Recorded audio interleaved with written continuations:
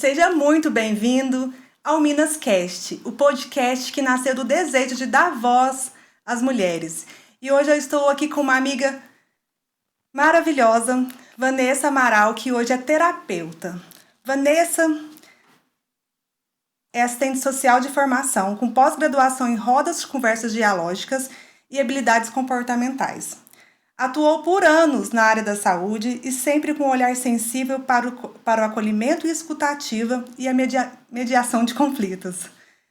Vanessa, além de tudo, é mulher, mãe, esposa, terapeuta e uma verdadeira inspiração de superação e reconexão com a própria essência.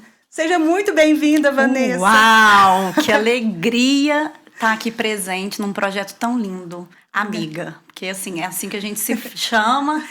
E a Taira é uma grande amiga, a gente se formou junto e eu tô muito honrada de participar desse projeto. Eu falei com ela antes da gente estar aqui gravando hoje, que é um projeto muito bonito, com um cunho social, de ajudar vocês, outras mulheres, a todas nós, com as experiências que vão ser contadas aqui, que vai engrandecer, vai trazer ferramentas e conexão, que eu acho que é o principal, né, Taira? Que é o seu projeto, é trazer conexão com as nossas histórias de superação, de ressignificação, de cura, de amor, para outras mulheres que, de repente, estejam passando por uma situação assim, que não estejam enxergando algo além. Então é uma honra, é um prazer, eu tô muito feliz, eu tô tão emocionada que hoje até uma alergia que eu tenho, ela veio à tona, aflorou, mas é isso, que bom, muito obrigada, tô me sentindo privilegiada de ser sua primeira convidada no primeiro episódio de muitos que vai ser sucesso, eu tenho certeza disso. Muito obrigada, amiga, né? A gente se chama assim, nós somos amigas há muito tempo, e eu falei um pouco do currículo da Vanessa, mas eu quero saber da Vanessa. Quem é a Vanessa? Nossa, essa pergunta, para mim, ela é muito profunda. Porque por muito tempo eu tinha certeza que eu sabia quem eu era. Eu tinha certeza absoluta que eu era Vanessa, como eu vou descrever aqui, que é como a gente se descreve geralmente, né? Eu sou a Vanessa, eu sou casada, eu tenho um filho, hoje eu sou terapeuta, né? Já fui, né, como formação assistente social, enfim, gosto de músicas alegres, sou uma pessoa animada. Mas aí eu descobri ao longo do tempo que essa Vanessa, isso tudo que eu considerava que eu eram características da Vanessa. Mas a Vanessa, para mim, hoje, é muito profundo esse conceito, porque é um ser espiritual vivendo uma experiência material. É uma pessoa que busca o tempo todo se conhecer, né? Que é o autoconhecimento. Para mim, hoje, é o que me liberta, o que me libertou, que me fez chegar onde eu tô hoje. Então, a Vanessa é uma pessoa que tá buscando ser a sua melhor versão todos os dias, que para mim esse é o propósito principal na minha jornada aqui, terrena.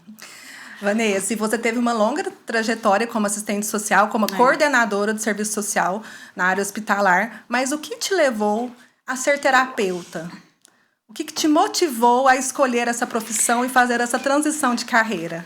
Taira, desde que eu sou pequenininha, eu tenho um certo dom, se é que se pode usar esse termo, de mediadora. Então, eu sempre fui a pessoa que escutava, escutativa, que hoje a gente aprendeu a falar assim, né? Então, eu sempre fui essa pessoa calma, que sempre quis apaziguar dentro da família, com os amigos. Eu nunca podia ver alguém mal um com o outro ali, que eu queria, né? A síndrome da salvadora.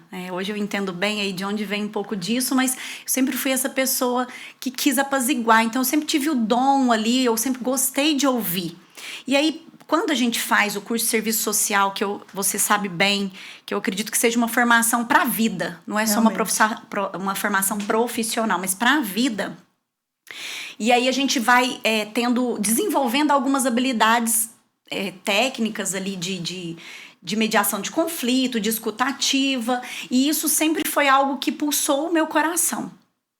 Mas eu vivi uma história pessoal, e essa história pessoal de um relacionamento me fez passar pelo deserto, e aí quando eu saí do deserto me fez buscar a cura de tudo que eu estava vivenciando. E nesse processo de buscar a cura, de conseguir encontrar essa essência que me faltava, essa conexão interior, esse autoconhecimento que eu já busco há mais de 12 anos aí de investimento em mim, no conhecimento sobre a minha pessoa e sobre eu em relação ao outro, que é riquíssimo. Foi uma trajetória gradativa, lenta. E aí, um belo dia, eu, de fato, já estava bem adoecida ali na área da saúde. E eu resolvi entrar nesse propósito, que é transformar, de alguma forma, a vida de outras mulheres, como eu consegui transformar a minha. Então, basicamente, eu me tornei terapeuta, hoje, de mulheres, para ajudar essas mulheres, principalmente, que estão vivendo relacionamentos tóxicos, disfuncionais, abusivos, quer usar o termo que for, para conseguirem, de fato, se sentirem livres, se colocarem em primeiro lugar, se priorizarem, que hoje é tão difícil para nós, né, mulheres, fazer isso, com tantas tarefas, com tanta coisa que a gente coloca em primeiro lugar, a gente acaba esquecendo da gente. Mas foi essa história gradativa, aos poucos, com o dom, com a vontade de fazer diferente. Eu sempre tive um slogan, assim, de querer fazer diferença na vida das pessoas. Sempre tive essa vontade muito grande. E aí eu comecei essa trajetória, né? Tem menos de um ano que eu consigo dizer eu sou terapeuta. E alguns cursos que eu fiz para poder ajudar, né, nas práticas do dia a dia. Mas é isso, basicamente. Vanessa, você se sente à vontade para contar um pouco sobre esse relacionamento, o que você passou? Nós, mulheres, perpassamos por muitas questões relacionadas à violência mesmo. Uhum. E às vezes a gente não consegue identificar que aquilo é uma violência, né? Que aquilo é algo que nos traz sofrimento emocional. Muitas vezes físico também. Você pode nos falar alguma coisa relacionada a esse relacionamento? Alguma situação específica que você tenha vivido e que você identifica, que você também percebe dentro dos seus atendimentos? Sim, claro. Tara, esse foi o ponto principal que me trouxe para esse projeto com mulheres, obviamente. Eu vivi um relacionamento de muitos anos, onde eu, dentro dele, tinha situações de múltiplas traições, mas eu acreditava, porque aí é onde porque o que é o relacionamento abusivo? Vamos lá. Para mim, hoje, depois de vários estudos e conceitos, que cada um tem uma forma de interpretar, mas para mim, relacionamento abusivo é aquele que você entra nele e você se pergunta assim, depois que essa pessoa entrou na minha vida, eu tô melhor ou tô pior? Uhum. É simples assim. E eu acho que para essas mulheres que estão nos ouvindo... Nossa, é profundo. É profundo, essa reflexão. Para essas mulheres que estão nos ouvindo, fica mais fácil identificar, que eu acho que responde um pouco da sua pergunta. Quando ele entrou, quando eu fui para essa relação, eu me tornei uma melhor versão de mim, eu fiquei melhor ou eu fiquei pior? Então, quando você tem essa resposta, você já pode dizer, sim, eu estou num relacionamento abusivo. Aí tem dois conceitos aí. Relacionamento disfuncional e relacionamento abusivo. Todo relacionamento abusivo é disfuncional, mas nem todo relacionamento disfuncional é abusivo. Nossa, mas aí complicou. E qual que é a diferença? Aí complicou a minha vida. Realmente. Porque eu fiquei, por muito tempo, tentando achar um rótulo para esse relacionamento. Uhum. Eu tinha muito receio de falar, nossa, eu vivi um relacionamento abusivo. Como assim? Eu não apanhei, né? Eu não sofria, por exemplo, ameaças. Violência física. Ninguém me proibia de fazer nada. Não era isso. Entendi. E eu acho que a gente tem que deixar muito claro também que dentro dos relacionamentos, por mais que a gente entenda que ele seja disfuncional, tóxico ou abusivo, qualquer que seja o rótulo que eu enquadro, sempre tem coisas boas também. Sim. A gente não pode desmerecer. Simplesmente eu vivi tantos anos e foi horrível, eu sofri muito, meu Deus. Não, teve momentos incríveis de aprendizado, de troca, foi incrível. Mas, de fato, qual que é a diferença hoje, para mim, de um relacionamento disfuncional e abusivo? O relacionamento abusivo, por si só, ele envolve agressão física, psicológica, direta ali, de te encolher, de te humilhar na frente das pessoas, de te proibir, de te tirar da convivência social com os amigos. Então, por isso que muita gente tem dificuldade, porque ela não tá vivendo esse ciclo. E ela fala, então meu relacionamento não é abusivo. Mas aí entra pro disfuncional, que é exatamente aonde tá ali. Você tem problemas de diálogo na relação, você tem múltiplas traições envolvendo, a pessoa começa a fazer você acreditar que você é culpada, que é isso. Isso é uma violência. Isso é uma violência. E aí, o que vai levar o disfuncional pro abusivo? Uhum. É a gravidade da consequência emocional advinda do disfuncional desse relacionamento. Eu queria só fazer uma observação, não sei se você vai concordar, né?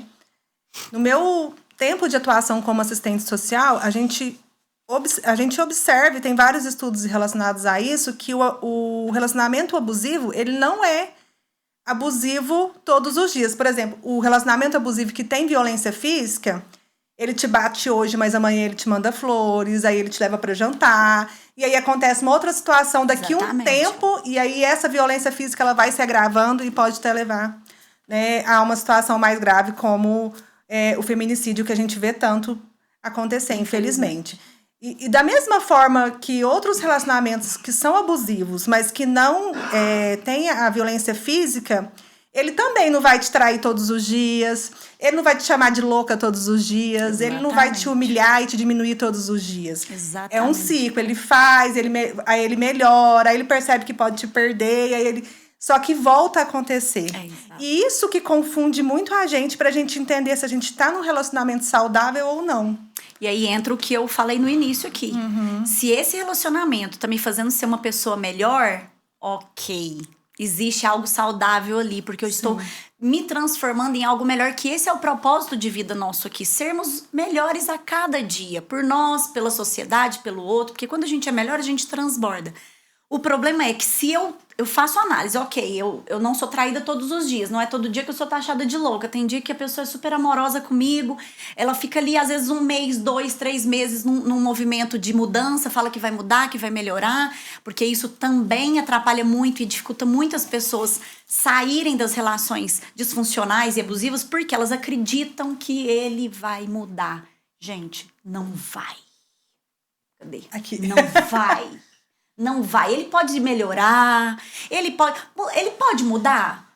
Olha, até pode. Eu também não posso generalizar e aqui colocar numa caixa essa pessoa, ou né, todos os homens, ou todas as mulheres que traem, porque aqui a gente também não tá falando só de homem, a gente tá falando de traição em geral. Mas é muito complicado, porque essa pessoa tem que ter uma expansão de consciência muito grande, um envolvimento com o autoconhecimento, com comprometimento, porque ela tem que, além de arrepender, ela tem que se comprometer com o processo de mudar as suas crenças. Por que ele trai?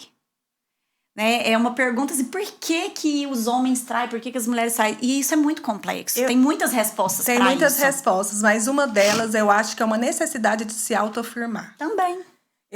Eu vejo muito isso, assim, que, ai, nossa, eu sou, para me contar para os meus amigos, para mim ser o gostosão, né? Também. E o homem que tem esse comportamento, digamos, galinha, ele é bem visto na sociedade, e a mulher, quando ela tem esse comportamento, né, a gente já sabe como que é visto.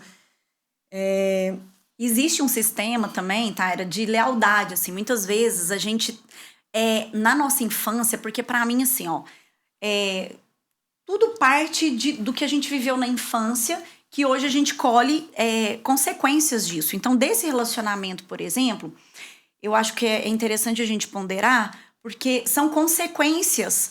Quando eu falo, por exemplo, que numa relação onde existe uma disfuncionalidade entre o casal, ou que seja o abuso, ou alguma coisa mais tóxica mesmo, não é só uma parte. Porque, por exemplo, por que trai? Eu posso estar sendo leal a um sistema paterno. De repente, eu aprendi e eu tô sendo leal a isso. Eu preciso honrar o meu pai ou a minha mãe que viveu isso. E para eu ser aceito e para eu pertencer a esse núcleo, eu honro. Aí eu traio para honrar. Ou para tentar entrar nessa dinâmica, porque aí a gente entra até naquela questão do triângulo dramático, onde sempre tem a vítima, o perseguidor e o salvador. A gente tá sempre, né, dentro da psicologia, se eu não me engano, analítica, que não é minha área, mas tem essa questão de você percebe o cara que tá ali nessa dinâmica abusiva, ele tá sendo perseguidor por algum momento e você é a vítima. Mas depois você passa a ser o próprio perseguidor porque você percebe que ele não vai mudar e você começa a taxar. Então, assim, é bem complexo. Então, tem muitos N motivos, né? Então, dentro dessa relação abusiva, eu acredito muito, até pautada, embasada em termos... teorias mesmo, Carl Jung, a psicologia de esquema, que traz, por exemplo, que quando a mulher é dependente emocional, quando ela sofre alguma disfunção na relação com o pai, principalmente, ela tende a ir para os relacionamentos e ficar para tentar corrigir aquela disfunção, para ser leal a algum sistema. Então, é muito complexo. Então, quando eu falo que eu vivi, sim, um relacionamento abusivo. Eu tenho certeza disso. Por quê? Ai, mas ele foi de tudo ruim? Não, quero deixar claro aqui que não. Mas por que ele foi abusivo? Porque o que ele me causou, ele simplesmente, a relação, tá? O que a relação, o impacto das múltiplas traições que causam um arrombo no nosso coração, no nosso ser, de incompetência, de ser pouco, autoestima.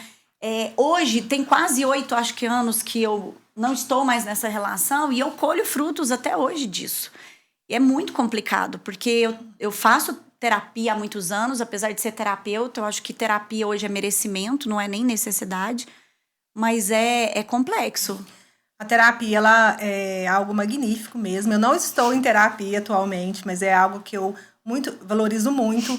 E eu tenho uma história muito engraçada com a terapia, porque ela me livrou também de um relacionamento disfuncional, que eu não entendia como abusivo, hoje até eu não entendo, mas que era disfuncional.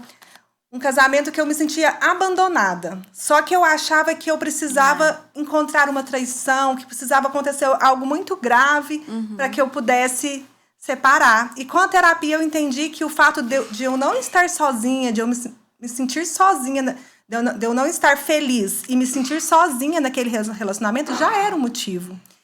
E o incrível é que, enquanto eu estava fazendo terapia, eu descobri um tumor no ovário, precisei passar por uma cirurgia e me vi sozinha num leito de hospital, porque eu não tinha um acompanhante, apesar de ser casada, eu não tinha um acompanhante para estar comigo. E naquele momento eu entendi que era o basta, assim, que eu precisava, que era o grave que eu precisava enxergar. E eu tinha muito medo do que as pessoas vão pensar, porque eu casei para ser casada para sempre. E foi nesse momento que eu entendi que eu não precisava provar nada para as pessoas. E a terapia, ela me ajudou muito a entender e chegar nesse lugar que realmente eu preciso ser feliz e eu precisei me libertar desse relacionamento. Você merece, né? Não é nem questão de precisar. E eu demorei tanto a chegar nesse lugar dessa decisão, porque não é fácil. Eu tenho um filho, você conhece, o Levi. Eu demorei tanto a chegar nesse lugar que no dia que eu consegui falar para ele que eu queria me separar, eu queria que ele saísse de casa naquele momento. E eu fui muito desrespeitosa. Hoje eu entendo que eu fui desrespeitosa, mas eu precisava me sentir livre, me sentir liberta. E eu falei, não, você quer que eu saia hoje? Eu falei, não, pode ser amanhã. Então, assim, não, foram agora, 5 por favor, anos. pode ir embora agora, não quero você mais nem um minuto aqui.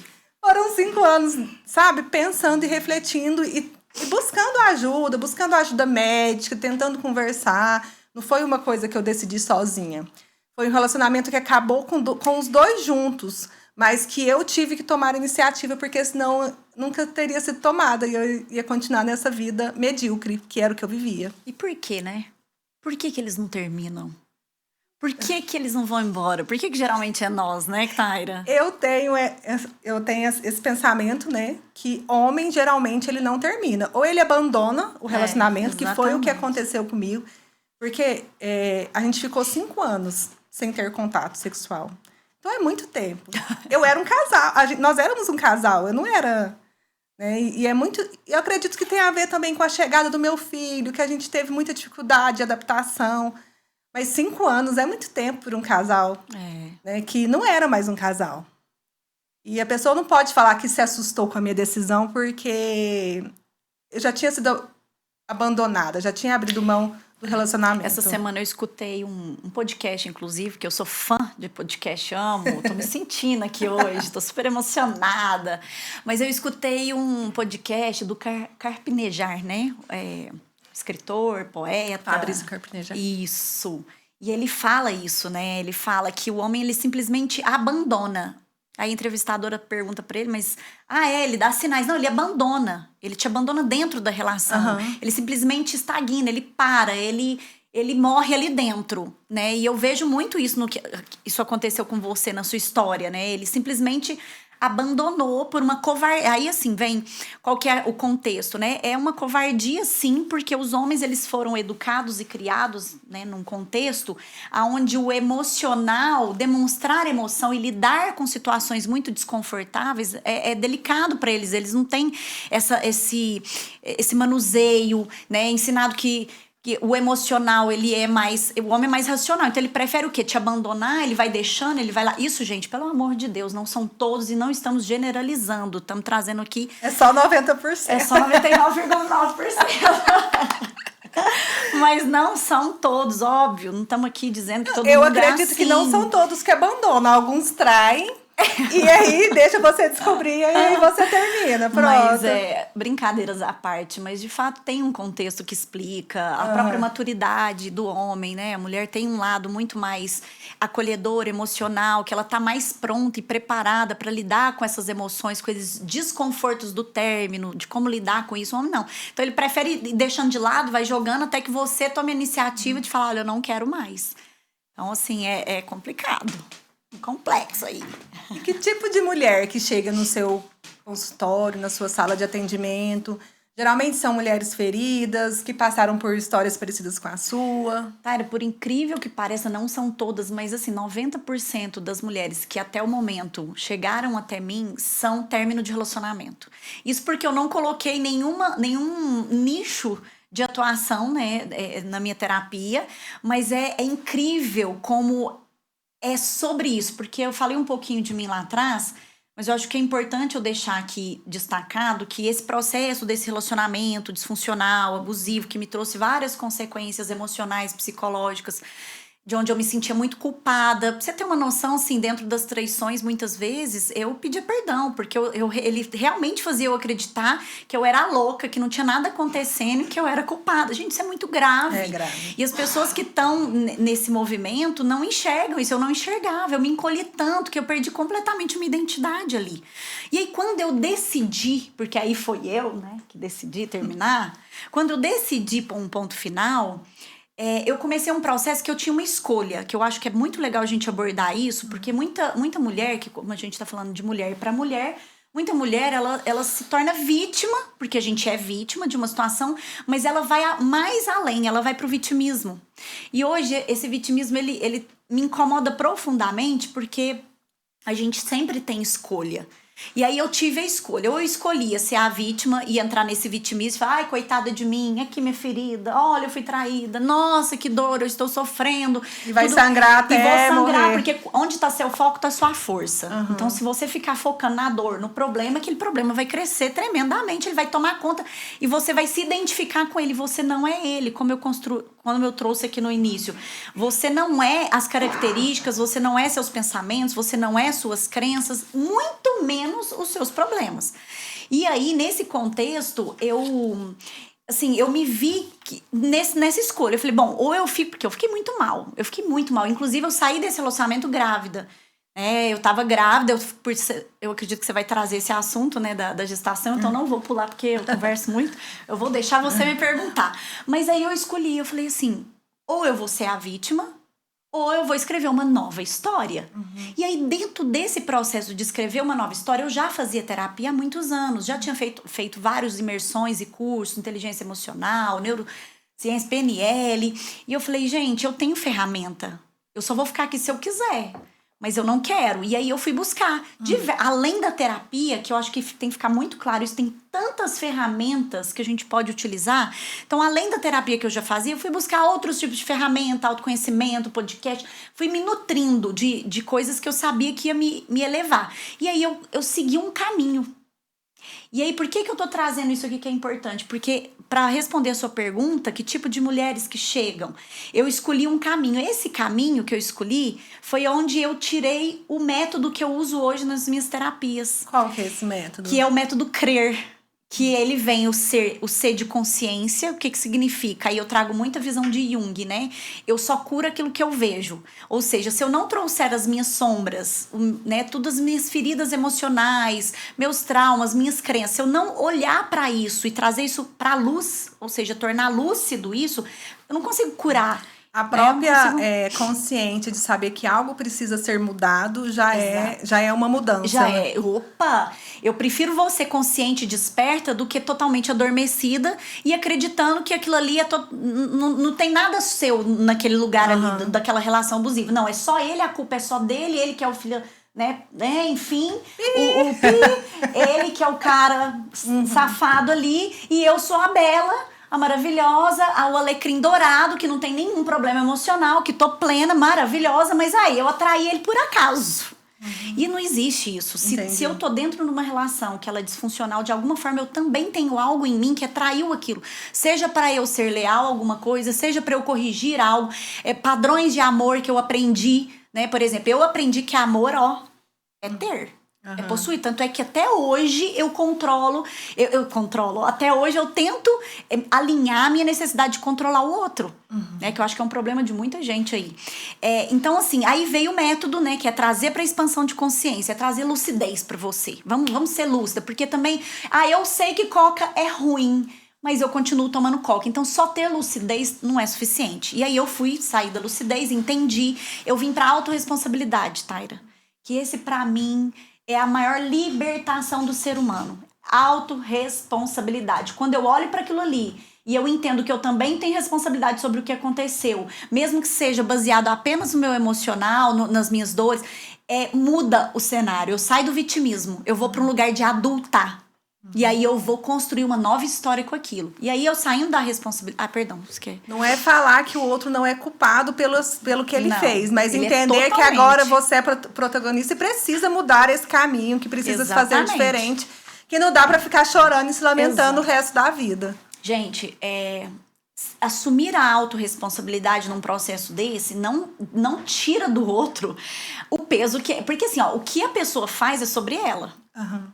Então, ela tem que trabalhar aquilo que ela tá vivendo ali. É sobre ela. Então, traiu, bateu, machucou, feriu emocionalmente, fisicamente, desrespeitou, é sobre ele. Aquilo é total culpa dele, total responsabilidade dele. Eu não atraio um relacionamento abusivo porque eu quero, mas porque eu não tô bem, eu não tô saudável, eu quero migalhas, porque talvez eu não tive lá atrás o suficiente, eu achei que eu não tive, não tô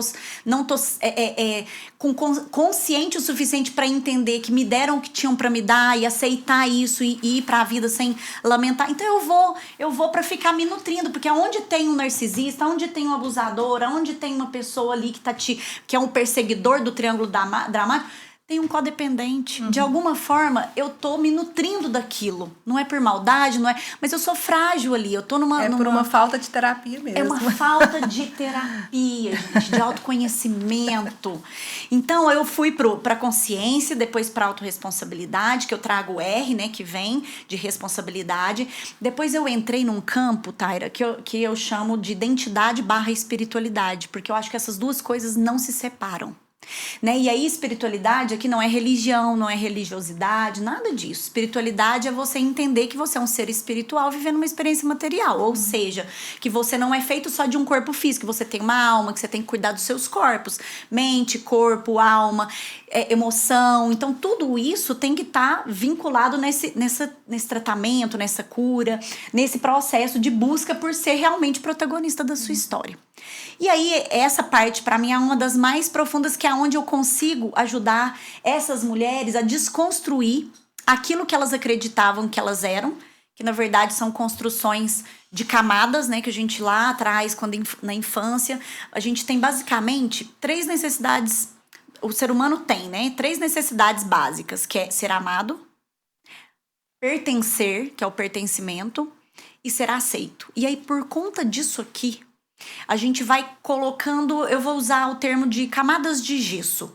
É como você é uma criança, você é livre, você é feliz, você é pura, você tá na sua essência. Tanto é que na Bíblia traz isso, né? Que é do reino das crianças, o reino dos céus. E é por conta exatamente dessa pureza, dessa essência. Ela tá na sua essência, no seu divino ali. Ela é pura. Só que aí começa a acontecer situações na vida, da nossa vida, em algum momento, que a gente precisa se proteger. a gente se sente ameaçado ou abandonado, enfim, e aí a gente escolhe uma roupa, um gesso, a gente põe um gesso para se blindar, e a gente vai pra vida. Aí eu vou pra escola, chega na escola, as amiguinhas tudo, sei lá, elas fumam, e aí aí ela fala, mas você é careta, você não fuma, você é careta. Aí você quer ser aceita. Aí você quer ser aceita, você quer pertencer àquele grupo, e aí você coloca uma outra roupa. Aí quando você chega hoje, nessa altura da vida, igual eu com 41 anos, o que acontece? Eu tô inchada, inflada, né? O meu ego tá super satisfeito porque ele conseguiu me proteger, porque essa é a função dele, de sobrevivência. Sim. E aí, só que eu tô totalmente desconectada da minha essência. E aí eu vou finalizar aqui pra dar palavras pra você. Então consciência, autorresponsabilidade, identidade e espiritualidade. Depois que eu consigo entender quem eu sou na minha essência, eu tô pronta para ressignificar, que é a última etapa, que na verdade não necessariamente existe um fim, esse ciclo terapêutico, mas é um método que dentro do processo terapêutico eu trabalho, que é o que eu consegui fazer, olhar para minha história com autorresponsabilidade, como adulta que eu sou, entender onde eu precisava me melhorar para conseguir ir para um relacionamento saudável. E olhei para aquilo como aprendizado, gratidão, aprendi, entendi que eu precisava passar por isso, por algum motivo, e ressignifiquei. Então foi aí que eu cheguei hoje nas terapias para as mulheres. Então sim, a maioria das mulheres que eu atendo hoje são mulheres advindas de términos de relacionamento. Eu tenho clientes que nada a ver, que só querem se reconectar com a sua essência, ter uma vida mais equilibrada, de mais harmonia, sim. Mas a maioria delas tem a ver com relacionamento. Entendi. Beleza, você citou uma gestação, né? Eu lembro que você fez por um tempo um tratamento para engravidar. Não teve muito sucesso. Eu queria que você nos contasse sobre isso. E depois também vou te perguntar um pouco sobre como é ser mãe para você. Mas primeiro eu queria saber como que foi esse processo seu de busca por tratamento para engravidar. Eu fui casada por um bom tempo, né? Quase 12 anos. E por 6 anos a gente tentou muito engravidar, era uma coisa que eu queria muito, gente. Eu acredito que muitas mulheres que estão nesse processo, como é difícil, né? A gente chegar naquele período e ver que não deu certo, é muito frustrante, é muito doloroso. E aí a gente tentou, e aí quando eu fui no médico fazer investigação e a gente descobriu que realmente eu não poderia ser mãe, porque as 2 trompas eram colabadas, então não tinha como passar ali para ir pro ovário, não tinha como o esperma passar. Falei, bom, então, assumindo isso, ok, vamos fazer aí, organizar a vida financeira pra gente fazer in vitro, que era a única forma, não tinha outro jeito. Fertilização in vitro. A gente começou a preparar, mas foi por muito pouco tempo, assim, acho que uns 3 meses, assim, que a gente descobriu essa notícia. E aí, dentro desses 3 meses, eu me separei. Eu terminei o relacionamento. E aí, 3 dias depois, eu já tava com alguns sintomas, eu, assim, desacreditando que eu poderia estar grávida, óbvio, porque até então eu não poderia. Eu fiz o teste e eu estava grávida. Foi, assim, um choque, porque eu tinha acabado de sair de um relacionamento, foi de uma forma muito conturbada o término. E eu falei, meu Deus, como assim? Qual é o recado? O que tá acontecendo aqui? Que eu agora, né, porque eu terminei, vem um filho e tudo, mas como era um momento de muita conturbação, de muitas dores emocionais ali, não segurou, né, eu perdi o bebê e foi muito difícil, porque eu tava muito sozinha nesse momento, né, então eu não tive nenhum apoio do outro lado, mas tive apoio da minha mãe, do meu irmão, né, das pessoas que sempre estiveram comigo, das minhas amigas, de todas as pessoas que me acompanham, e foi muito difícil. E aí, depois de separada... Você perdeu esse bebê, você não... Perdi o bebê. Pronto. O que eu imaginei? Eu falei, bom, Deus fez um milagre, me provou que eu podia ser mãe, mas por algum momento ali eu falei, bom, não era pra ser com essa pessoa. Então vamos aceitar e trazer de novo a autorresponsabilidade, porque eu não gosto de ficar no vitimismo. Tá bom. E aí, ao longo desse processo de ressignificação, de espiritualidade que eu entrei, de autoconexão, autoconhecimento mais profundo ainda, que eu falei assim, eu vou cuidar do meu jardim... Porque eu cuidando de mim, eu olhando pra mim, eu focando em mim, eu vou estar pronta pra receber alguém. Ontem eu escutei um termo da Andréa Vermonte, maravilhosa, que eu tô amando aí, tô me inspirando muito nela, mas eu escutei ela falando solteira, né? Só inteira. Ela fez uma analogia, uma conjugação ali das palavras. E eu achei incrível, porque é isso, eu tava nesse momento só e inteira. Eu busquei esse momento pra mim, porque as pessoas vão pras relações pra que as pessoas vão lá, ele vai somar, ele vai me completar. Não, Ela usa outro termo que eu vou pegar emprestado, que é suplementar, que é o que eu falo como é o mesmo termo parecido, é transbordar. Então, se eu tô cheia, se esse copo tá cheio e vir alguém com o copo cheio, ele transborda. Mas se o meu tá vazio, qualquer migalha, qualquer gota que ele tiver, vai me encher e vai me dar a falsa sensação que eu sou muito feliz e muito amada. E é isso que faz essas pessoas ficarem recebendo migalha, né? E aí, Taira, nesse processo eu fui, né, conheci que é o meu atual marido, e aí eu falei pra ele, falei, olha, eu não posso engravidar. Falei, não posso ser mãe. Ele falou, não, tudo bem, se acontecer, meu sonho é ser pai, então tá tudo certo. Pois em 2 meses de namoro, eu tava 2 meses grávida, assim, eu acho que... Foi na primeira. Minha mãe me perguntou, mas você não chupou nenhum picolé, né? Né? Mas Deus vai explicar, né? Foi pra mim um segundo milagre, mas pra mim hoje, raciocinando, eu falo, já não era pra ser lá, era pra ser aqui. Sabe? Então a gente tem que ter essa paciência, saber que é de lá pra cá que toca o sino, por mais que a gente queira, né? E o Nicolau é um pai maravilhoso, né? Sensacional. Que bom que vocês formaram essa família linda. E o que a gestação te mudou? Que você... Porque assim, não tem como a gente passar por um processo de gestar, parir, maternar, sem se tornar uma outra pessoa. Eu tenho certeza que eu me tornei uma outra pessoa, mais paciente, mais amorosa, mais calma, às vezes não, mas às vezes sim. E o que isso trouxe pra você, assim, de mudança? O que você percebe, Vanessa? O Gael me ensina muito, apesar de ter só 5 anos. Mas hoje essas crianças estão demais, né? Mas primeiro que era um desejo muito grande de alma ser mãe. Então, eu tive muita alegria com o nascimento do Gael, assim. Foi transformador. Eu falo que a gente só é mãe depois que a criança nasce, de fato. Que nasce um filho e junto com esse filho nasce uma mãe. E aí isso me cresceu muito, me deu muita força, muito poder. Eu tinha uma insegurança, né? Que eu acredito muito que ela vinha até nem desse relacionamento que foi disfuncional, mas lá da infância. Mas uma insegurança que se acentuou muito com esse relacionamento. E o Gael veio, ele me trouxe uma força, uma confiança de que a vida era muito mais do que aquilo que eu enxergava, sabe? Que trazer uma vida para o mundo era muito... É divino demais, né? Então ele me trouxe essa aproximação com Deus, com o divino, de acreditar que tudo é possível, desde que realmente seja da vontade de Deus. Me trouxe o ensinamento de que eu preciso parar de acreditar que eu controlo tudo e entender que Deus tá à frente, né? Que se a gente dá o passo, ele coloca o chão, a gente tem que confiar mais, né, Taira? É incrível como isso ficou muito claro pra mim, que por mais que eu tenha muita vontade, não é a minha vontade que prevalece, é dele. E será que a gente tá preparado para colocar as vontades de Deus em primeiro lugar? Será que eu tô pronta? Que se Deus quiser me mandar hoje uma doença terminal, será que eu tô pronta para aceitar? Porque Deus ele não vai trazer coisas ruins, mas às vezes a gente precisa passar por algumas coisas para nossa própria evolução.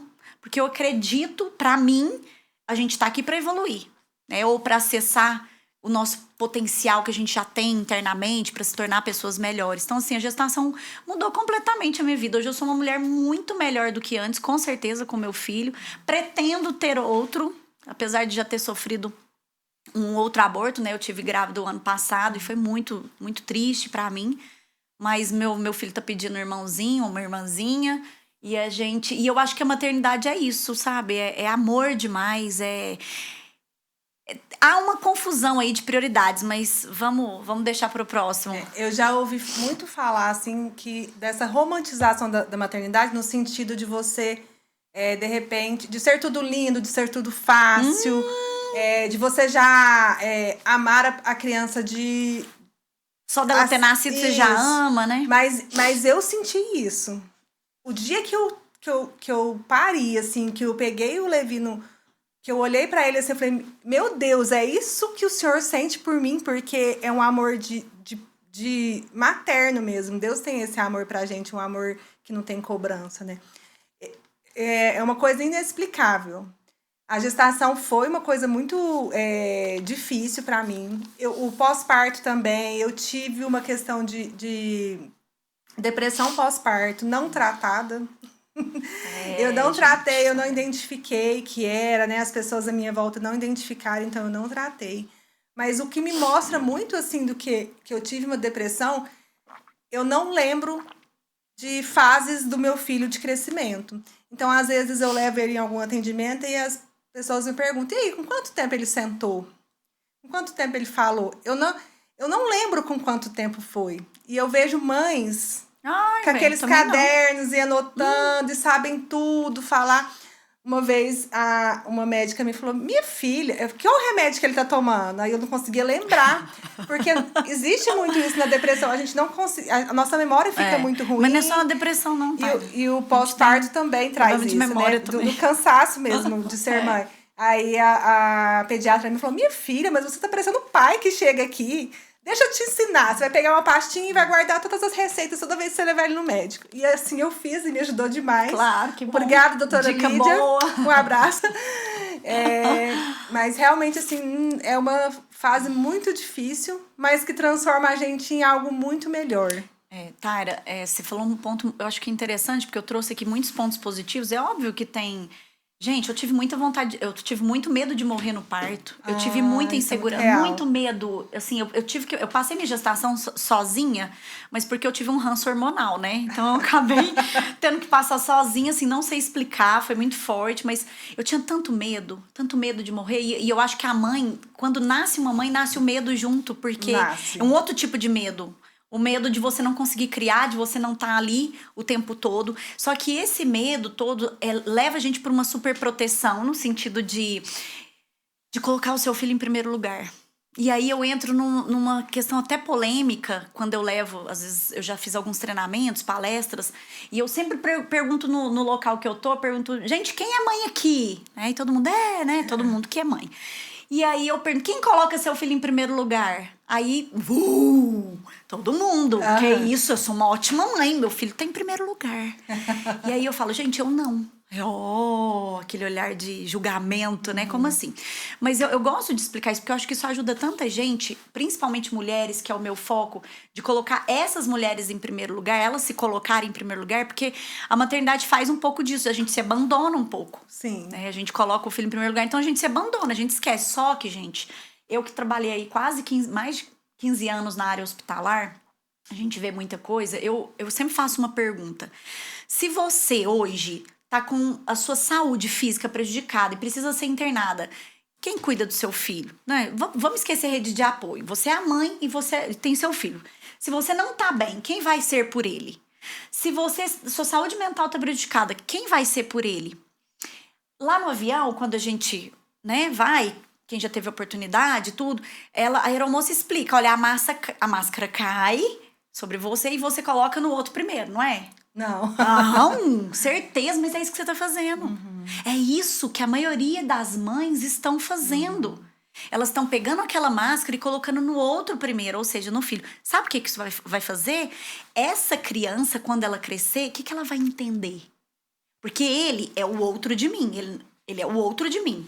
Então, a visão dele é que, opa, mamãe tá me olhando e me colocando em primeiro lugar. Claro que ele não tem esse raciocínio, né, gente? Óbvio, a cognição dele ele não tá pra tanto. Ele não consegue raciocinar, mas ele consegue perceber. E a maioria de nós, adultos, hoje, por que a gente precisa de terapia? Por que a gente merece a terapia? Porque a gente traz traumas.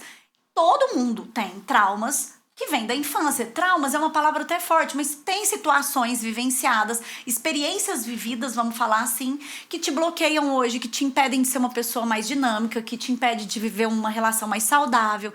E aí, essa criança olha e ela sabe pra onde ela vai? Relações abusivas, porque ela vai colocar o outro em primeiro lugar. Então, quando você põe o outro em primeiro lugar, mesmo que esse outro seja a parte mais importante da sua vida, que é seu filho, você tá ensinando pra ele que o outro é mais importante. Claro que tem que haver um equilíbrio. Então, eu sempre falo, pega esse outro, que é o seu filho, que é a coisa mais importante pra você, e priorize ele. Mas não coloque ele em primeiro lugar.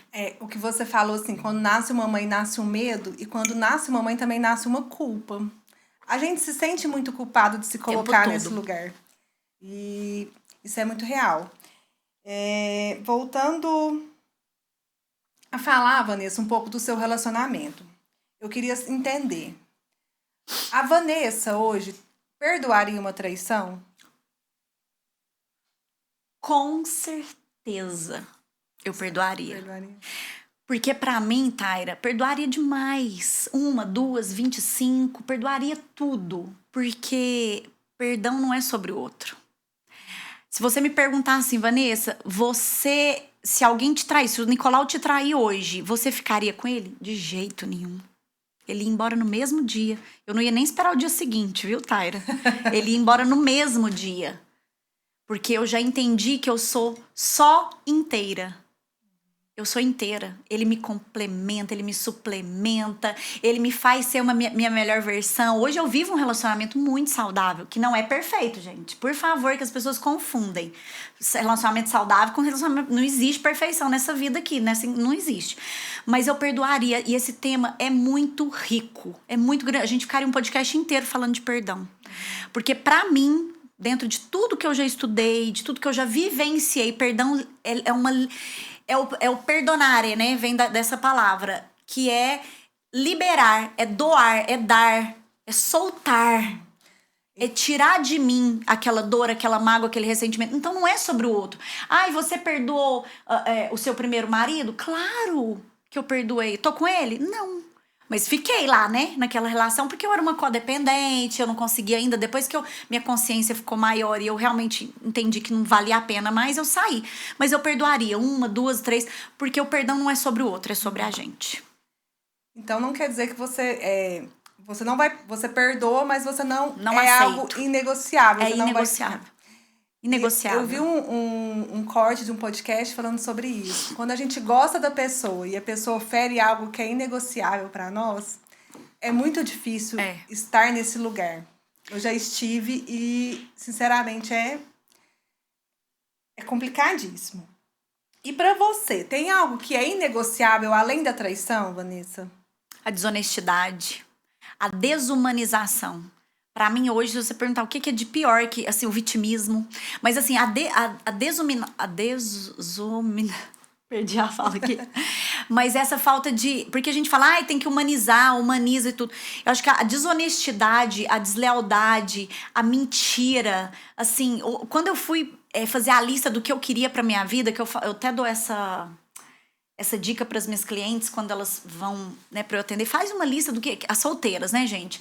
Faz uma lista do que você quer para você, mas coloca como prioridade não as características físicas desse homem, o que ele faz, mas coloca ali qual que é o valor que ele... Porque hoje tá bem complexo, assim, para solteiras, né? A situação tá meio complicada, pelo menos elas me relatam. Mas, por exemplo, quando eu encontrei o Nicolau, eu tinha uma única coisa na minha cabeça. Eu quero um homem honesto e leal, e fiel, né? Lealdade e fidelidade é diferente, então eu quero um homem honesto e fiel.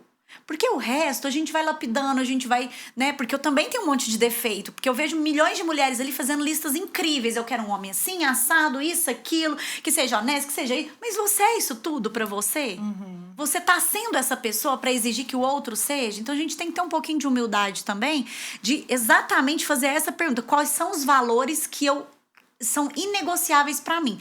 Que eu não abro mão. É isso aqui. O resto... Você vai alinhando, você vai se adaptando, você vai convivendo, se melhorando. A gente tem que entender também que nós estamos cheios de Gente, defeitos e o outro eu também... quero um homem perfeito pra minha vida, mas eu sou essa mulher perfeita. Aí a hora que eu descobri que menos é mais, eu vim pro meu lugar de humilde, né? E falei, bom, eu vou colocar uma coisa só na minha lista. Fidelidade, que era o que mais me machucava, que mais me feriu, que até hoje eu ainda curo feridas que estão ali, né? Que já estão mais cicatrizadas e tudo, mas que... gatilhos vêm, a gente acaba, né, lembrando disso, não com dor mais, graças a Deus, mas é ferida que tá ali ainda. E o que você diria, Vanessa, para Vanessa de 15 anos atrás? Vale a pena viver tudo de novo, como foi, amiga? Como foi? As pessoas me perguntam, mas se você pudesse fazer diferente? Se você pudesse ter feito tudo diferente, eu não seria quem eu sou hoje, porque as experiências vividas nos trazem até aqui. Se eu sou essa mulher que eu considero uma mulher extremamente forte e vulnerável e assumo a minha vulnerabilidade e assumo as minhas sombras, sei dos defeitos, mas eu olho para eles e tento melhorá-los. Se eu sou essa pessoa tão consciente, lúcida hoje e que tô aqui ajudando outras mulheres, podendo contribuir de alguma forma com outras mulheres que vão nos assistir, é graças a tudo que eu vivi. E não tô falando só do relacionamento, eu tô falando de tudo, desde a minha infância, que eu precisei passar, que teve uma situação difícil dos meus pais separados, eu tinha 8 anos. Então, assim, eu sempre fui o esteio dessa família, sempre vi muita coisa disfuncional acontecendo, só que eu fiz escolhas. Eu fiz escolhas sábias, porque você é livre para fazer as suas escolhas, mas você nunca será livre para escolher as consequências das suas escolhas. Então eu assumi isso de vez para mim e eu diria para essa Vanessa que vale a pena, cada sofrimento que ela vai passar, por mais doloroso que seja, vai passar. Assim como o que é bom passa, o que é ruim também passa, nada é eterno. Então, para dar esperança mesmo, para que tudo tem um porquê, tudo tem, melhor gente, nem é um porquê, tudo tem um para quê. E quando eu aprendi a perguntar para quê e não porquê, eu me tornei mais livre, mais feliz, com maior aceitação, mais autorresponsável. Gente, caí no golpe, você sabe, financeiro, aí perdi tudo que eu tinha de reserva. E eu fiquei 3 dias de luto, porque eu me permiti ali, mas depois eu falei, gente, é aprendizado, bola pra frente, faz parte, acontece, e eu não posso fazer daquilo, ficar me identificando com aquilo lá, Que bom né? que você tocou nesse assunto, né? É até uma utilidade pública a gente poder falar do que aconteceu com você, para que outras pessoas não caiam, né? Eu recebi, assim, agora parou, mas meu celular tocava frequentemente com ligações com golpes parecidos com o seu. E eu não caí porque eu já sabia que você tinha caído. Então, por favor, se você puder contar, assim, como que foi, Claro. o que aconteceu, Não, né? e não vamos longe, não. Semana passada, não sei se eu comentei com você, eu quase caí de novo em outro golpe. Meu Deus, Porque amiga. eu processei. Gente, não é possível. O golpe do Supremo- advogado. do advogado. Meu Deus. Não te contei? Não. Eu caí no golpe de fevereiro do... 1º de fevereiro? 1º de janeiro? Não, 1º de fevereiro. Eu não lembro. Eu sei que foi em fevereiro do ano de 2024. E aí eles ligaram falando que eu tinha... Esse já é antigo, gente. E eu na época, eu me julguei muito, eu me culpei muito por isso. Falei, gente, como assim que eu fui tão anta, né, de cair nesse golpe? Mas a gente não tem que se julgar. Mas conta as coisas assim, como acontecem. que aconteceu? Eles ligaram para poder falar que, na verdade, era uma ligação gravada. Olá, foi feita uma compra no seu nome no Mercado Livre de 1.000 e tantos reais. Você identifica essa compra, sim ou não? Eu disse que não. Caiu no atendente. Esse atendente falou que era do banco Nubank e tal. E aí, foi indo, me enrolou 30 minutos nessa conversa, fazendo um monte de movimentos ali dentro do meu aplicativo. Ele já estava dentro, ele conseguiu acessar o aplicativo, ele que fazia a movimentação. Enfim. Você passou algum número para ele? Nenhum dado, nenhum número. Ele conseguiu entrar, né? Ele estava comigo no telefone. Mas não te perguntou o número do cartão? Não, nadinha. Porque geralmente, assim, as ligações que eu recebi, eles perguntaram, né? Não. Seu cartão Magazine Luiza. Eu falei, tá, qual cartão? Qual que é o número? Aí ele, não, eu preciso que você me confirme o número. Nessa hora, ele realmente, de alguma forma, ele conseguiu entrar no meu aplicativo, colocou o nome de uma pessoa e fez eu conseguir tirar o dinheiro da reserva, colocar na conta fixa, falando que tinha alguém invadindo a minha conta e que eu tinha que... Aí ele falou, olha, eu vou te mandar um link aí, né? Eu caí, peguei o link, copiei, colei, enfim, o dinheiro foi embora. Na época eu fiquei muito arrasada, minha família toda, obviamente, mas hoje eu entendo, eu entendo os paraquês, assim, que momento que eu tava naquela trajetória ali, eu tava olhando pro dinheiro, eu queria que o dinheiro crescesse, e eu tava totalmente desconectada da minha espiritualidade. Eu falei, gente, alguma lição, tudo na vida tem uma lição, tem um propósito, tem um porquê, tem um para quê. E aí eu olhei para aquilo e falei, bola pra frente, o que eu posso fazer? Porque assim, ó, eu não controlo, tem coisas que eu não controlo. Já aconteceu, não já? Eu vou ficar lamentando? Não, eu tenho que agir. Aí eu procurei advogado, entrei com processo e essa semana o pessoal, né, uma assistente da minha advogada mandou mensagem falando que o processo tinha saído, que tinha dado tudo certo, que ia me dar o dinheiro. Uma pessoa me ligou, supostamente um promotor, falando que era do Supremo Tribunal de Justiça. Olha! Ele ligou de chamada de vídeo, ele não estava do outro lado, mas eu estava. Ele começou a gravar a minha tela, me pediu para clicar num botão, gravou minha tela. E nesse momento que ele gravou, veio uma voz na minha cabeça, é golpe, desliga. Aí eu desliguei, liguei pra minha advogada, ela falou, Vanessa, é golpe, não. O que ele te cai pediu? Ele pediu os dados da minha conta pra depositar o dinheiro, falou que era uma transação que ele precisava fazer e que ele ia precisar dessa ligação de 5 minutos. Mas o que ele queria? Ele pediu pra mim abrir o aplicativo do banco. Aí, a hora que eu fui abrir o aplicativo, eu abri, só que eu não precisei pôr senha. Ele ia clonar minha senha. porque ele tava gravando a minha tela. Eu vi a bolinha vermelha gravando. Nossa, eu preciso dar esse então Thiago, fiquem atentos, porque já tem muita gente que conhece, que sabe do golpe, mas eu fui pega de surpresa e fiquei super emocionada, chorei, liguei pro Nicolau, falei, amor, deu certo, o dinheiro voltou. E depois tive que ligar e falar que não era nada daquilo. Era golpe. Né? Então, mas assim, é interessante a gente trazer isso, mas o contexto por trás, pra gente voltar aqui, para esse foco do vitimismo, da força. Então, pra gente olhar para isso, para essas situações da vida, porque, ai, Vanessa, você tá aí falando, é muito fácil para você, porque você não passou por isso. Passei, né? Tá lá o relacionamento abusivo. Ah, mas você não teve... Tive um câncer, né, na cabeça, foi um câncer de pele, mas fiz 3 cirurgias, foi grande, né? Vi meu pai já, infelizmente, ter agressão física com a minha mãe. Foi simples, foi sutil, mas vi. Então, assim, eu já vivi tanta coisa que hoje me dá, assim, não só bagagem, experiência de vida, como os conhecimentos que eu juntei para realmente ter competência, qualificação e para ajudar essas mulheres. Então, eu não tô num lugar de fala que não é meu. Eu tô num lugar de fala que sim, eu já passei, já sofri aborto, já sei o que é perder, né? Não sei o que é perder uma criança em vida, porque eu acho que são dores que não se comparam, mas passei por muitas situações. Então, e isso faz as pessoas se conectarem, se identificar, né? Então, é isso. Senão, gente, eu fico aqui falando e a Tara não faz pra gente finalizar, eu gostaria que você desse 3 dicas para uma pessoa, né? Lógico que uma das dicas é estar em terapia. Eu gostaria também que você falasse o seu Instagram para todos no final. Mas 3 dicas para uma mulher que está passando por um relacionamento, que identifica que esse relacionamento é abusivo. Você já falou de como identificar que esse relacionamento é abusivo. Então, se você é mulher e você identificou que esse relacionamento é abusivo, eu gostaria que você desse 3 dicas para essa mulher conseguir sair desse relacionamento. Bom, gente, sem terapia é impossível. Então, não tem como. A primeira dica, a primeira de qualquer uma, é que você busque ajuda.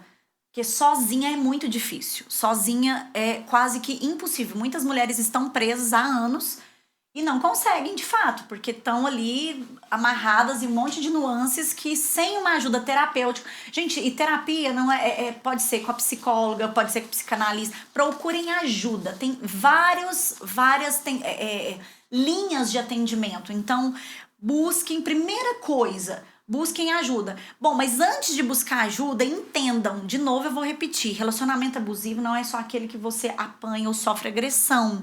Relacionamento abusivo é aquele que te torna uma pior versão de si mesma.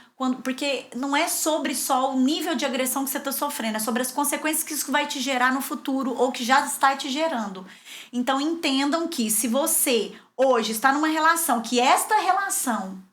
está te fazendo ser pior do que você já era, ou não está te fazendo ser uma melhor pessoa, acendam a anteninha de vocês, porque algo de errado tem. E busquem terapia, por favor, que essa para mim é a principal. Agora, segunda dica, que eu acho que mais importante também do que todas, é buscar realmente uma conexão com Deus, seja através das religiões, do que você acreditar, mas uma conexão divina, para você entender realmente quem você é. E a terceira dica, eu acredito que é você se priorizar, para você olhar para você de uma forma diferente, mais amorosa, mais acolhedora, não se culpar tanto, não se julgar tanto, né? Não entender que tem saída, que tem solução para os problemas na vida. Tudo tem uma forma de se resolver, mas não esteja sozinha nisso. Você precisa de ajuda, procure ajuda.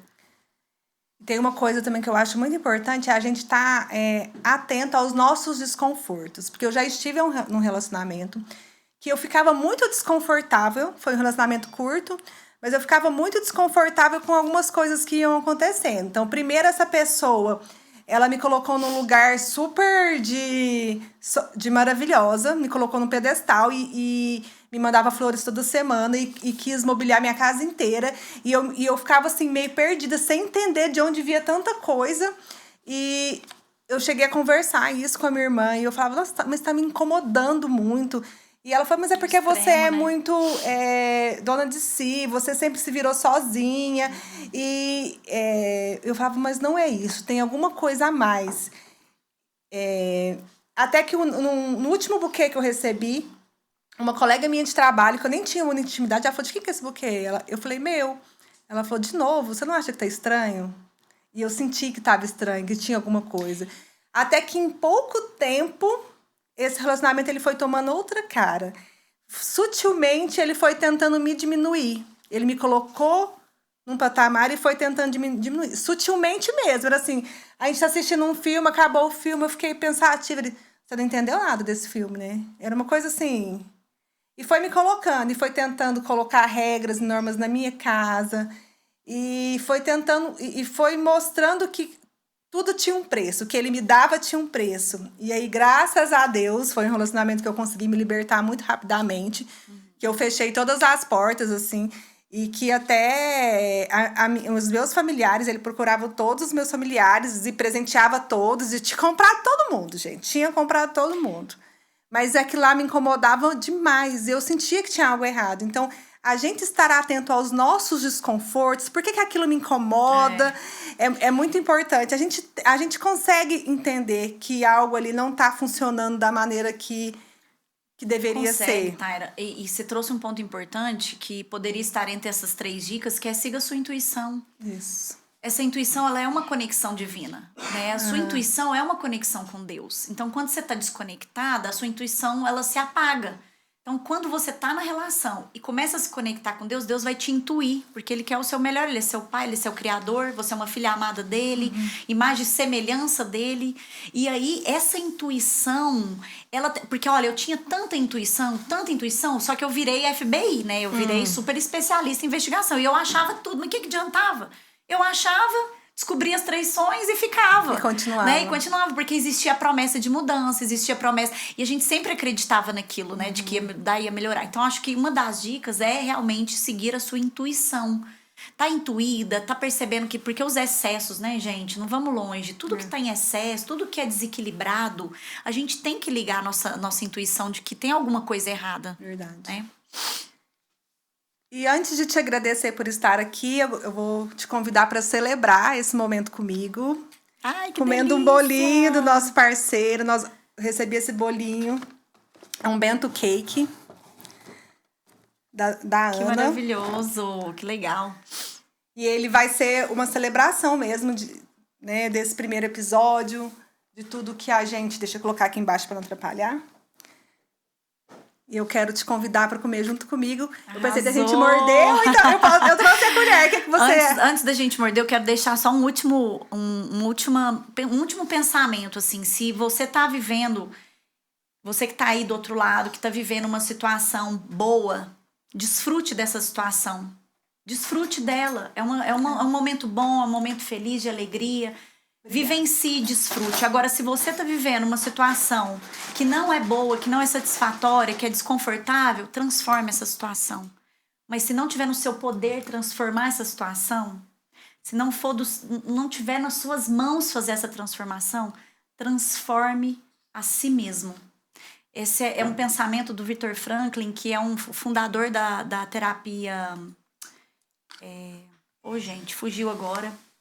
Mas ele é um cara que traz a visão do propósito, do motivo para viver, do motivo. Ele ficou muito tempo concentrado num campo de guerra e recentemente eu estudei um pouquinho sobre ele e eu acho incrível essa mensagem, né? Então, se você não consegue transformar o mundo, você não consegue transformar as pessoas, porque você não vai mudar o outro, mude a si mesmo.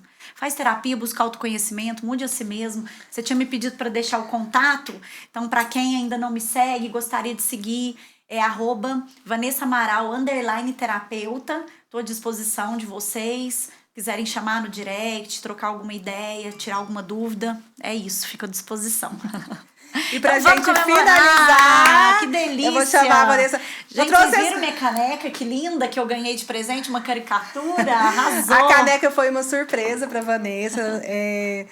A caneca é da Caneca do Dragão, que é um parceiro nosso. Muito A Tairine linda. e o Carlos são muito queridos e eu fiquei muito feliz por ter firmado essa parceria com eles. E ficou lindíssima a sua caricatura, eu amei. Ficou maravilhosa, apaixonei. Vamos comemorar? Vamos comemorar a vida, colocar desfrutar isso, gente, desfrutar das coisas boas, ó. Vamos Não lá. vamos morder, não. Vamos evitar aí o Covid, as bactérias. Ai, que delícia. Opa. Pessoal, muito obrigada Nossa, por estar maravilhoso. aqui, por nos ouvir, por dar essa oportunidade para o Minascast. Semana que vem nós temos um novo episódio. Eu espero vocês aqui. Um beijo, até logo. Obrigada, gente. Minascast.